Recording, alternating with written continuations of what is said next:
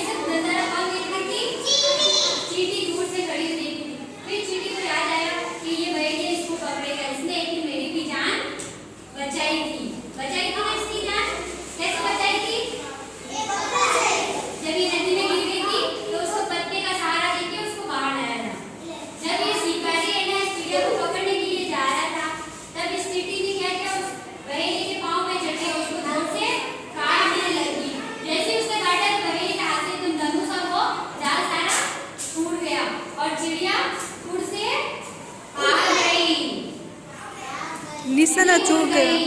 तो इस कहानी से